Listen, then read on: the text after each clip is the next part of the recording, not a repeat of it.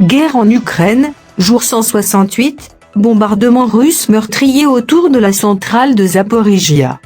Des bombardements russes ont tué au moins 14 civils dans la nuit de mardi à mercredi dans le centre de l'Ukraine, selon les autorités locales, non loin de la centrale nucléaire de Zaporijia que Moscou et Kiev s'accusent mutuellement d'avoir bombardé. Bonjour et bienvenue sur la chaîne S Magazine TV. Pour ceux qui ne sont pas encore abonnés, cliquez sur le bouton et activez la clochette pour ne rien manquer de notre prochaine vidéo. L'attaque nocturne dans la région de Dnipropetrovsk, voisine de celle de la centrale, a fait 13 morts et 11 blessés, dont 5 graves, dans cette zone relativement sûre où sont évacués des civils du Donbass, plus à l'est, au cœur de l'offensive russe avec le sud-est de l'Ukraine. Nous avons passé une nuit horrible, c'est très dur de sortir les corps de sous les décombres, a témoigné sur Telegram le gouverneur de la région de Dnipropetrovsk, Valentin Reznichenko. Cette attaque russe, menée avec des lance-roquettes multiples grades, a visé la ville de Marganeh, située face à la centrale nucléaire, sur l'autre rive du fleuve Dniepr, et le village de Viktarasivka, selon le gouverneur.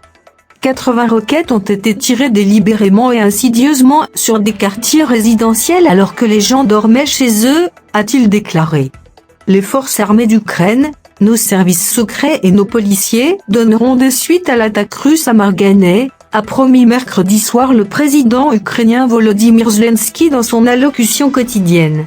Dans la région voisine de Zaporijia, en partie contrôlée par les Russes, le gouverneur Alexandre Starouk a signalé une frappe russe ayant tué une habitante de 52 ans.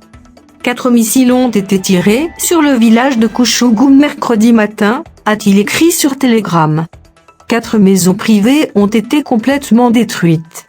Plusieurs dizaines de maisons n'ont plus de toit, ni de fenêtres. L'approvisionnement en gaz et en électricité a été interrompu.